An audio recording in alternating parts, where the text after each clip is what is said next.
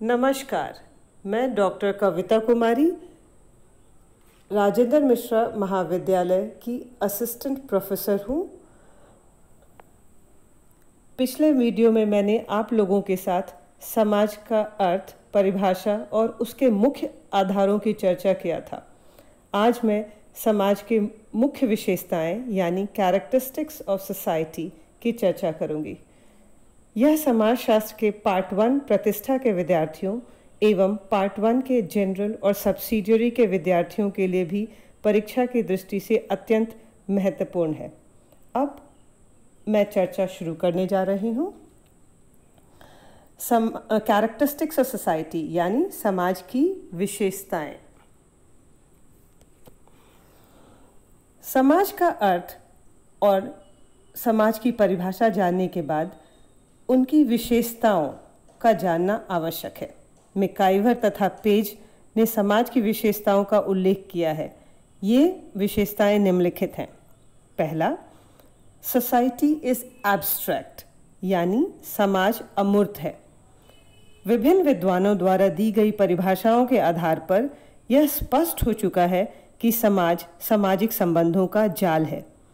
यह संबंध अमूर्त होता है, इसे हम देख अथवा स्पर्श नहीं करते।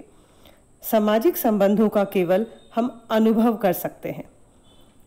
व्यक्ति के समूह को समाज नहीं कहा जाता, बल्कि उसके बीच पारस्परिक अंतःक्रिया के फलस्वरूप जो संबंध उत्पन्न होते हैं उसका नाम समाज है।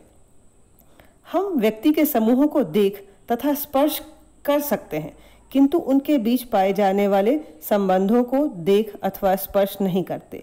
अतः समाज अमूर्त और अगोचर है। समाज की दूसरी विशेषता है म्यूचुअल अवेयरनेस यानी पारस्परिक जागरूकता। पारस्परिक जागरूकता का तात्पर्य है एक दूसरे का एहसास, अर्थात जब तक लोगों को एक दूसरे की उपस्थिति का ज्ञान नहीं होगा तब तक जागरूकता नहीं हो सकती। दो भौतिक चीज़ों के बीच संबंध होता है, किंतु उनके बीच एक दूसरे की उपस्थिति का ज्ञान नहीं होता। जैसे टेबल और डस्टर के बीच संबंध होता है। डस्टर टेबल के ऊपर रखा होता है, किंतु इन दोनों को एक दूसरे की उपस्थिति की जानकारी नहीं होती। अतः यह संबंध पारस्परिक जागरूकता पर आधारित नहीं है। समाज में सामाजिक संबंधों के लिए पारस्परिक जागरूकता का होना आवश्यक है। इसके अभाव में ना तो सामाजिक संबंध बन सकते हैं और ना ही समाज। परिवार में अनेक सदस्य होते हैं। इन सदस्यों के बीच निकट का संबंध होता है तथा इनके बीच भावनाओं का आदान प्रदान भी होता है।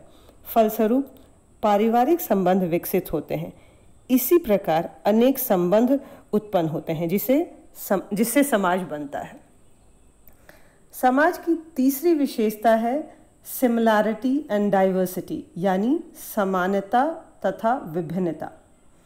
प्रत्येक समाज में समानता और विभिन्नता दोनों पाई जाती है। समाज में इन दोनों का रहना आवश्यक है। ऊपर से देखने पर दोनों एक दूसरे के विरोधी दिखाई पड़ते हैं, किंतु वास्तविकता ये है कि ये दोनों एक दूसरे के पूरक हैं। तो हम पहले समानता पर चर्चा करेंगे। समानता के आधार पर ही कुछ व्यक्ति एक दूसरे के निकट आते हैं। इनके बीच विचारों एवं भावनाओं का आदान प्रदान होता है और सामाजिक संबंध बनते हैं। प्रत्येक समाज के सदस्यों में किसी न किसी प्रकार की समानता अवश्य पाई जाती है। इस समानता का आधार शारीरिक तथा मानसिक कोई भी हो सकता है या दोनों भी हो सकते हैं। जैसे सभी व्यक्तियों के 2 हाथ, 2 पैर, 2 आँख, 1 नाक आदि इत्यादि हैं। सभी मनुष्यों को भोजन, वस्त्र और आवास की आवश्यकता है। समानता के इस दृष्टिकोण से सभी अपने समान उद्देश्यों को पूरा करने के लिए मिलजुल कर कार्य करते हैं। इससे उनके बीच पारस्परिक जागरूकता बढ़ती है। गिडिंस ने इसी भावना को कॉन्शियसनेस ऑफ काइंड यानी समानता की चेतना कहा है। अब हम विभिन्नता की बात करेंगे। समाज में जहाँ एक ओर समानता देखने को मिलती है, वहीं दूसरी ओर विभिन्नता भी पाई जाती है। समाज में विभिन्नता का होना भी अति आवश्यक है। यह विभिन्नता किसी भी क्षेत्र में हो सकती है। समाज के सभी सदस्यों में समान बुद्धि, योग्यता, कार्यक्षमता, तत्परता इत्यादि नहीं पाई जाती। समानता लिंग के आधार पर भी नहीं पाई जाती, अर्थात व्यक्तिगत और सामाजिक असमानता होना अनिवार्य है। असमानता के कारण ही लोगों को एक दूसरे की आवश्यकता पड़ती है और उनके बीच क्रिया प्रतिक्रिया होती है। इसके कारण समाज में आकर्षण बना रहता है। असमानता के कारण ही समाज में श्रम विभाजन पाया जाता है। जो व्यक्ति जिस प्रकार के कार्य के लिए कुशल होता है या जिस प्रकार के कार्य में अभिरुचि रखता है, उसी कार्य को करता है। समानता और असमानता दोनों के विषय में जानकारी हासिल होने के बाद यह स्पष्ट होता है कि समान उद्देश्यों यानी समानता की पूर्ति के लिए विभिन्न व्यक्ति भिन्न भिन्न कार्यों के द्वारा एक दूसरे का सहयोग करते हैं। यद्यपि समाज में असमानता तथा असमानता का होना अनिवार्य है, लेकिन असमानता की तुलना में समानता का ज़्यादा महत्व होता है। समानताएं प्राथमिक होती हैं और असमानताएं गौण। समान आवश्यकताओं के लिए लोग असमान कार्यों को मिलजुल कर करते हैं।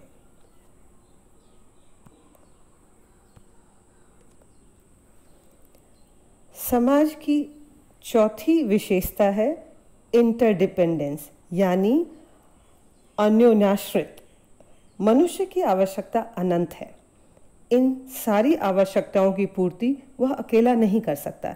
जैसे जैसे लोगों की आवश्यकताएं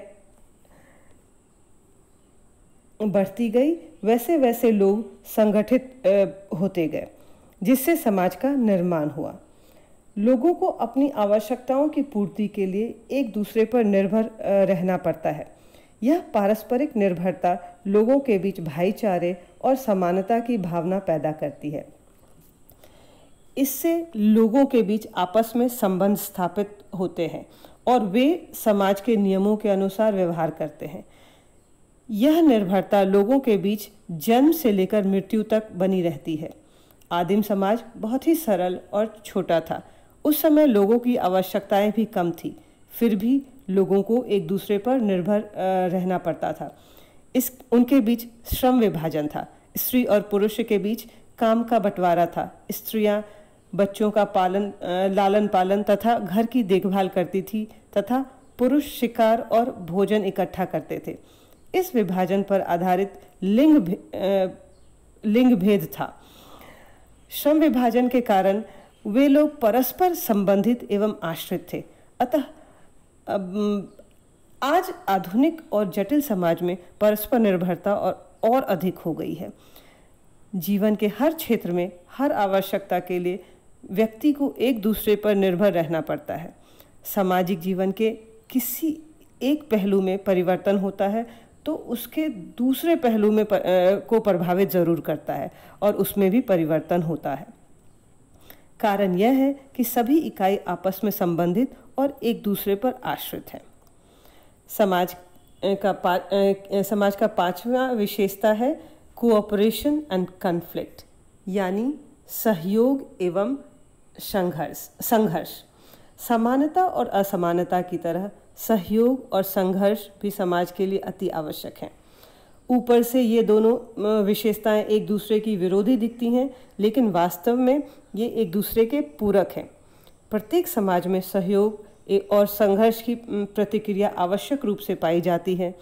समाज सरल हो या जटिल, आधुनिक हो या आदिम, ग्रामीण हो या नगरीय, सहयोग और संघर्ष दोनों पाए जाते हैं। पहले हम सहयोग की चर्चा करेंगे। सहयोग सामाजिक जीवन का मुख्य आधार है। अपनी आवश्यकताओं की पूर्ति के लिए हर व्यक्ति को एक दूसरे के सहयोग की आवश्यकता होती है। अकेला कोई भी कार्य नहीं हो सकता। जीवन के हर क्षेत्र में और हर कार्य में सहयोग के बिना काम नहीं चल सकता। यह सहयोग भी दो प्रकार के होते हैं, डायरेक्ट एंड इनडायरेक्ट कोऑपरेशन, यानी प्रत्यक्ष और अप्रत्यक्ष सहयोग। जब कुछ लोग आमने सामने के संबंधों के द्वारा अपनी उद्देश्यों की पूर्ति के लिए कार्य करते हैं तो यह प्रत्यक्ष सहयोग कहलाता है। इसके अंतर्गत व्यक्ति प्रत्यक्ष रूप से दूसरों की मदद करता है, जैसे खेल के मैदान में विभिन्न खिलाड़ियों के बीच संबंध, अस्पताल में डॉक्टर और नर्स का संबंध, कक्षा में शिक्षक और विद्यार्थियों का संबंध इत्यादि। यहाँ ये लोग आमने सामने के संबंध के द्वारा एक दूसरे के सहयोग से कार्य करते हैं।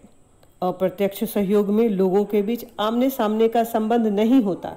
एक उद्देश्य के लिए विभिन्न लोग अलग अलग कार्य करते हैं तो यह अप्रत्यक्ष सहयोग कहलाता है। समान उद्देश्य के लिए असामान्य कार्य करना तथा उनके बीच प्रत्यक्ष संबंध नहीं होना ही अप्रत्यक्ष सहयोग है। श्रम विभाजन में यह आवश्यक रूप से देखने को मिलता है। एक मिल में लोग अलग अलग कार्य करते हैं और सब मिलकर एक चीज़ तैयार करते हैं। इसमें भिन्न भिन्न कार्य करने वालों के बीच प्रत्यक्ष संबंध नहीं होता, किंतु इनके कार्य एक दूसरे को मदद पहुंचाते हैं। समाज में प्रत्यक्ष और अप्रत्यक्ष दोनों प्रकार के सहयोग पाए जाते हैं। अब हम संघर्ष की चर्चा करेंगे। संघर्ष की महत्वता पर भी अनेक समाजशास्त्रियों ने अपने अपने विचार व्यक्त किए हैं। संघर्ष का इतिहास आदिम काल से चला आ रहा है। दुनिया का ऐसा कोई भी समाज नहीं है जहां संघर्ष नहीं होता। समाज में जब भी कोई महान परिवर्तन हुआ है तो उसका मूल कारण संघर्ष ही रहा है। अपने स्वार्थ, उद्देश्य, विचार, धर्म, शारीरिक भिन्नता और सांस्कृतिक भिन्नता के कारण लोगों के बीच संघर्ष होता है। संघर्ष भी दो प्रकार के होते हैं, direct conflict and indirect conflict, यानी प्रत्यक्ष संघर्ष और अप्रत्यक्ष संघर्ष।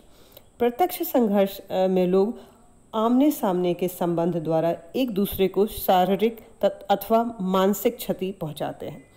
मारपीट, दंगा फसाद, लूटपाट, झगड़ा इत्यादि प्रत्यक्ष संघर्ष के उदाहरण हैं। इस तरह की घटनाओं में यह देखने को मिलता है कि लोग प्रत्यक्ष संबंध द्वारा एक दूसरे को हानि पहुंचाते हैं।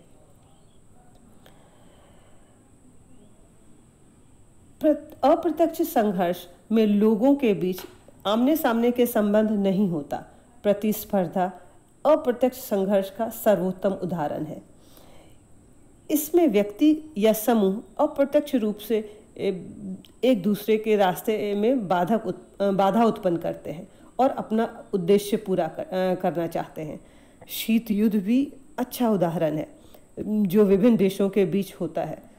प्रत्यक्ष सहयोग की तरह अप्रत्यक्ष संघर्ष सरल, लघु एवं आदिम समाज में पाया जाता है।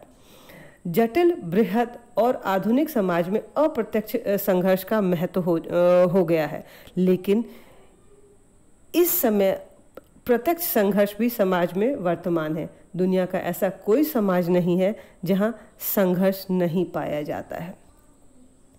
जिस प्रकार समानता और असमानता एक दूसरे के पूरक हैं, उसी प्रकार सहयोग और संघर्ष भी एक दूसरे के पूरक हैं।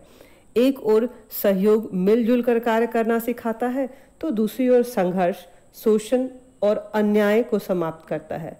सहयोग का जो रूप हमें आज देखने को मिल रहा है वह हजारों संघर्ष का परिणाम है। मैकाइवर ने इस संबंध में लिखा है, societies cooperation crossed by conflict, यानी समाज संघर्ष मिश्रित सहयोग है। अब हम समाज की छठी विशेषता की चर्चा करेंगे। Society is not confined to humans only, यानी समाज केवल मनुष्यों तक ही सीमित नहीं है।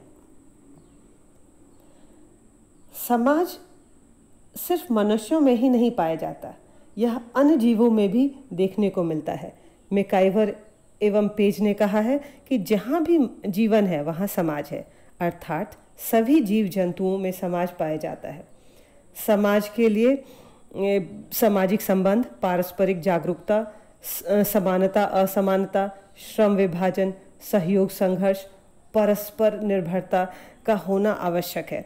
इन सभी चीज़ों की व्यवस्था अन्य जीव जंतुओं में भी देखने को मिलती है। उदाहरण स्वरूप मधुमक्खियों, चींटियों, दीमकों इत्यादि में भी परस्पर सहयोग, श्रम विभाजन, संघर्ष आदि पाया जाता है। इससे यह स्पष्ट होता है कि समाज केवल मनुष्यों तक ही सीमित नहीं है, लेकिन मनुष्यों के समाज में जो संगठन और व्यवस्था पाई जाती है वह अन्य जीव जंतुओं के समाज में नहीं पाई जाती। समाज की आखिरी विशेषता जिसकी हम आज चर्चा करने जा रहे हैं वह है चेंजेबिलिटी, यानी परिवर्तनशील। परिवर्तन प्रकृति का नियम है। समाज प्रकृति का एक अंग है, अतः समाज में भी परिवर्तन होता है। दुनिया का ऐसा कोई समाज नहीं है जहाँ परिवर्तन नहीं होता है। समाज आदिम हो या आधुनिक, सरल हो या जटिल, ग्रामीण हो या नगरीय, परिवर्तन असंभावी है। भले ही इसमें परिवर्तन की दर में कमी या वृद्धि का गुण पाया जाता हो, पर परिवर्तन अवश्य होता है। मैकाइवर ने कहा है कि समाज सामाजिक संबंधों का जाल है। अनेक कारणों से सामाजिक संबंधों में परिवर्तन होते हैं, फलस्वरूप समाज में भी परिवर्तन हो जाता है। समय और परिस्थिति के अनुसार हमारी आवश्यकताएं बदलती रहती हैं। इससे आवश्यकता पूर्ति के संबंध भी बदल जाते हैं।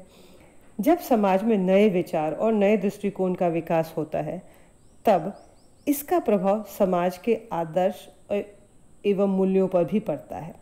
पहले शिक्षक और विद्यार्थी का जो संबंध था वह अब नहीं रहा। अन्य क्षेत्रों में भी कई तरह के भेदभाव थे जो अब नहीं हैं। इसी प्रकार दुनिया के अन्य समाज में परिवर्तन होता है। अतः हम कह सकते हैं कि समाज परिवर्तनशील है। आज के लिए इतना ही। अगले वीडियो में एक नए टॉपिक के साथ मैं उपस्थित होंगी। तब तक के लिए धन्यवाद।